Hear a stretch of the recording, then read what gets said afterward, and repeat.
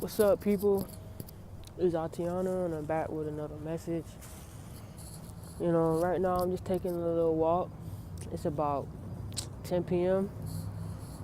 I'm just walking around, just soaking up the earth, enjoying this nice little breeze. But that's really the main topic of this video is to get people to really observe the life that we live. And we must understand that life lives within life. Our cells and our body live within us. So to ourselves, our body is a world to them. Everybody that you see are worlds. Example, men, men, they are one-dimensional world. Women are two-dimensional world simply because women have more, parts of the body inside of them. They actually can, carry life. But the sperm is life. And no matter what you say or how you try to put it, sperm is what got you here. You know what I'm saying? So you guys understand life lives within life. At first, we were in our dad's sperm cell, and then it hit one of our mom's eggs, or however that works. I can't really give y'all dictionary definitions, doesn't really matter as long as you know. The sperm hit the egg. So, in at that conception, a light sparks. You can look that up. And so there you go. You have life. So in the beginning stages of life, we're living in one dimensional, which is, the embryo, the egg, blah, blah, blah. Then we grow, we blossom into the womb. That's the two-dimensional world. Simply because we're alive, we're just not in physical form, as in what we can see. It's still life inside of that woman's womb, but we just can't see it physically. Now, when we come out into the world, we're living in a three-dimensional world, which is what we see. So now that we're in the world, we understand that we are life living within life. Our cells and our bodies live within us, and we live within the earth. The earth lives within the solar system, and everything that exists lives within the Creator.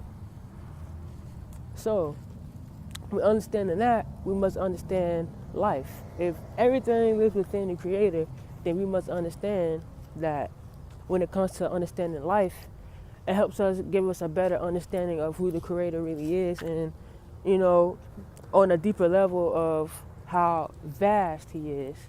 He isn't just in a book. And you cannot learn everything from the Creator from a book. You know what I'm saying? And God, Creator, whatever you want to call Him, even though God's an understatement, He is infinite knowledge as well. Because if you look up what the spirit is a thought, your emotions, or how you feel, your emotions, how you feel, your thoughts, your emotions, all of that stuff. Like you said, God said, "Me get another world, let there be light." What was that? A thought. He came into the world, and you hear John, he said the word came to the flesh. What is the word? The word was that thought, the spirit. This is a lot of misconceptions, a lot of misinterpretation, and people reading stuff. They don't understand life. Because if they understand life, they will understand the Bible and whatever else that they're reading. You know what I'm saying? So, that's why it's really important to really get an understanding of life. I'm not really going to get deep into a lot of stuff. I'm going to just scratch the surface a little bit, just a quick little video. But, pay attention to the life. We can learn a lot from ants. Something that's so small as ants. We can learn a lot from ants.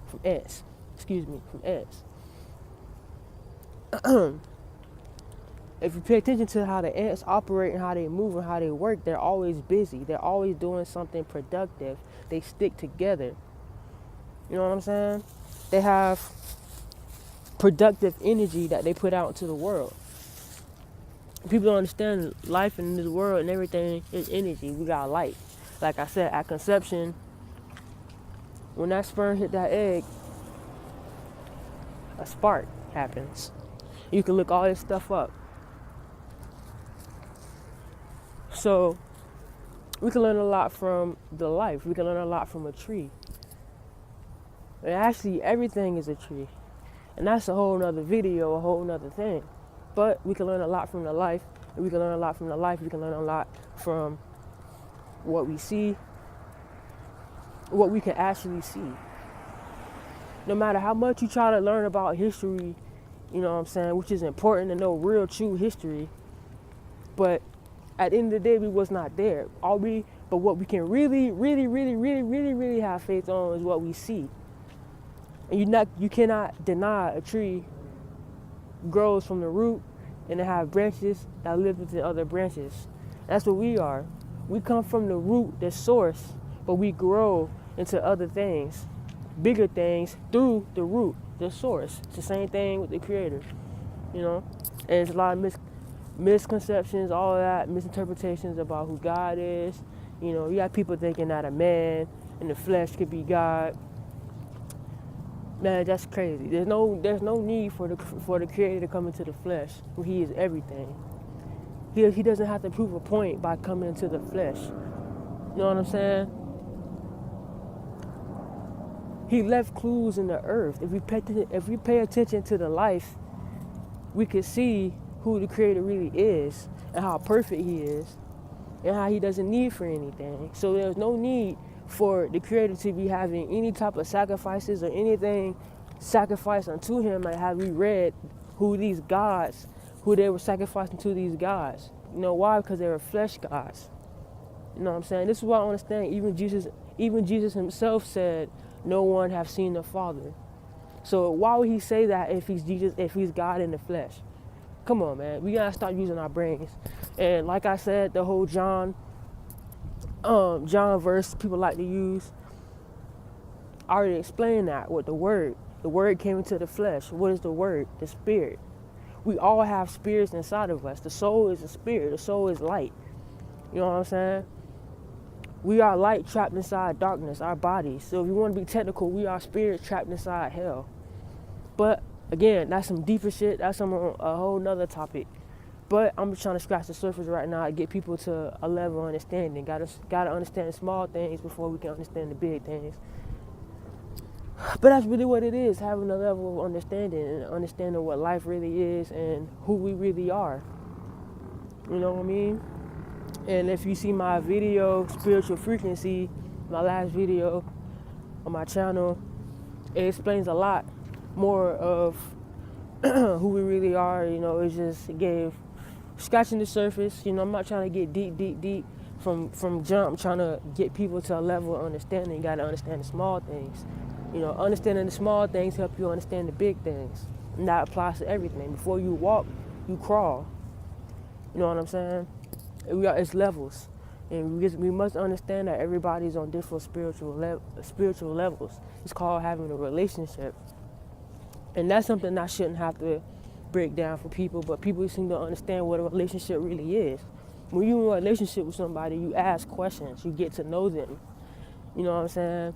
People just read something and just assume they know what the hell they're talking about, or they assume they know what the hell they're reading. You know, we have people and lies, and that's been spread lies from generation to generation, and people just soaking up believing it. They're reading it not with their own mind, but what they already been taught.